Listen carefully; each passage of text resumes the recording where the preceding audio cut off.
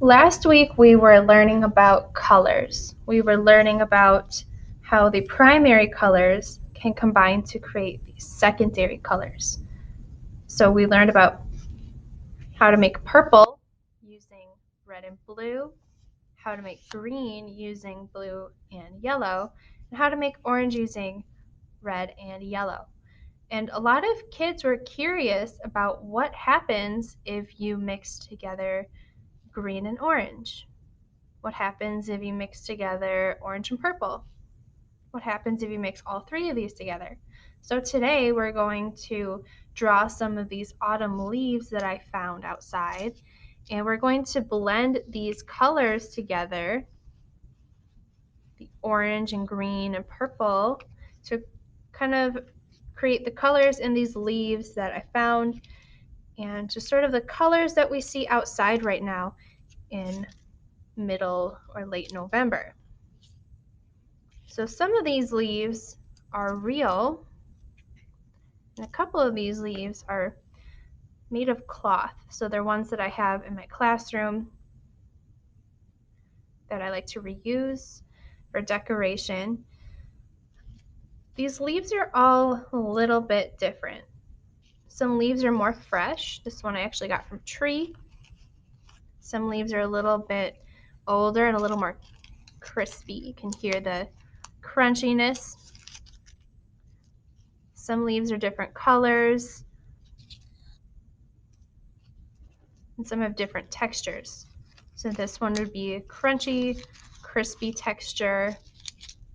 This one has a texture, it feels like paper. Some of these leaves are very waxy, and you can see how they're shiny, and they feel very smooth. And then these fake leaves have their own texture. It feels woven because it's made of cloth. So I'm going to use these leaves that I foraged. Forage means to collect things from nature. I'm going to use the leaves that I foraged to teach you how to draw some leaf shapes, and then we're going to experiment with our crayons to create some leafy colors by blending colors together. So I'm going to draw with a marker so you have an easier time seeing what I'm drawing. But you'll probably want to use a pencil in case you need to erase a mistake. So I'm going to start with this very big leaf. So I'm observing the leaf. That means I'm looking at it and I'm looking at the details. I'm going to start with the stem. If you have leaves that you want to forage around your house, you could trace the leaf or you could observe and draw what you see from observation. So to observe means to look carefully. So I'm going to start with a long stem. I'm going to make it into a shape, like a very long rectangle. And then at the end of the stem, I'm going to make the bottom of the leaf, and it kind of looks like a straight line.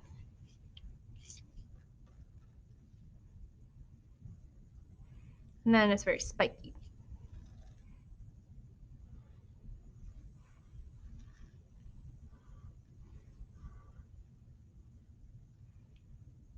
I see the veins of the leaf going from the stem toward the ends of the spiky leaf.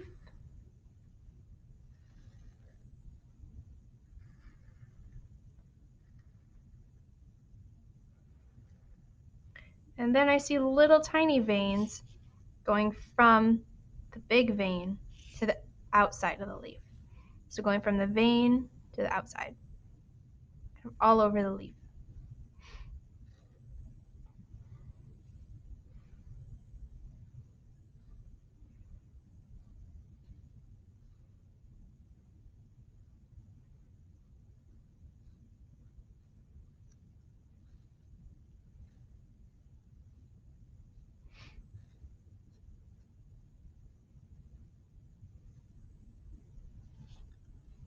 I'm going to draw another kind of leaf. This one has a different shape and size and texture and color. So I'm going to draw this one. This one's having a hard time laying flat, so I might need to hold it while I draw it. I see a long football kind of shape. It's oval, but it's pointy on the bottom, pointy on the top.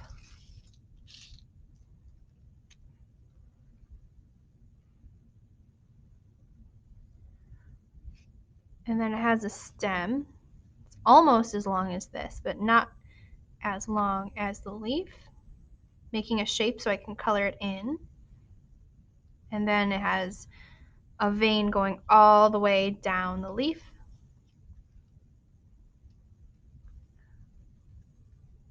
And then smaller veins going from the middle vein to the outside. And it looks like it's curving up. So veins curving up along the leaf.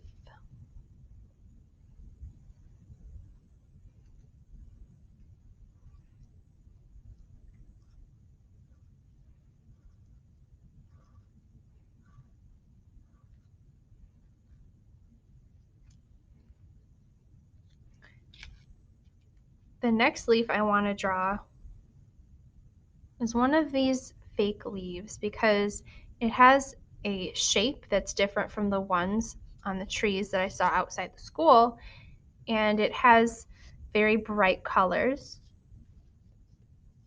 So the shape is a very wiggly outside shape.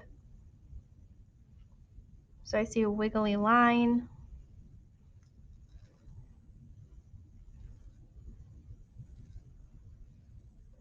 And then the line curves, and I'm going to wiggle it back to the start of my line.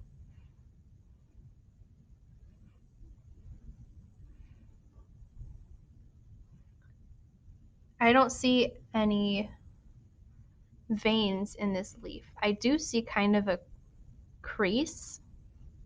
So I'm going to draw that crease.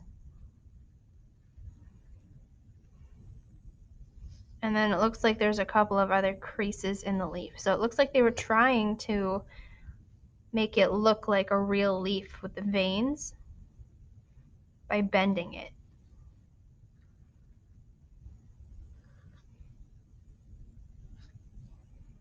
And I think I've got space for maybe one more little guy. So this looks like kind of a pointy top and a wide bottom, like a teardrop kind of shape. So pointy on the top, round on the bottom. And I see it's very zigzaggy around the outside.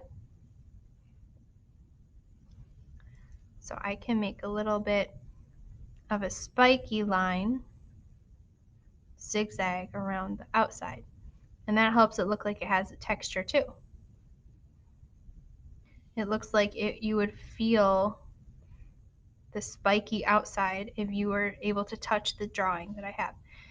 The stem kind of curves this way a little bit. Draw a shape so I can color it in. And then there's a vein going down the middle to the end of the leaf. And it looks very similar to this leaf, how the inside veins curve to the outside. So the inside veins curve from the middle vein to the outside.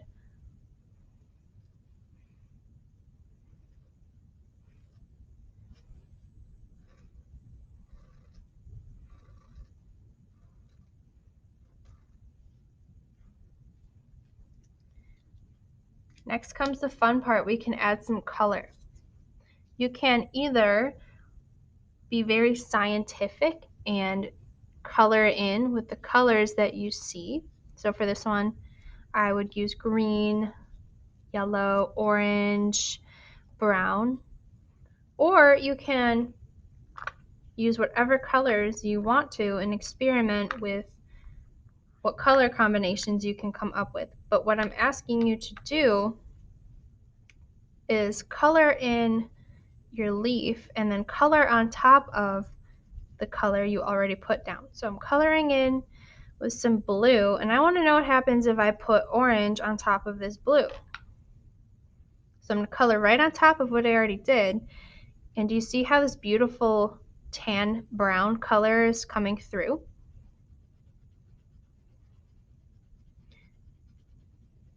Most of the time, when you're blending many colors together, you'll have a beautiful brown. So if I add red to it, it's going to make it more of a deep brown. But you can experiment with colors because it's still going to look like a beautiful autumn leaf. Or you can be very scientific. So I will use some orange, green, yellow, and brown for this big leaf here.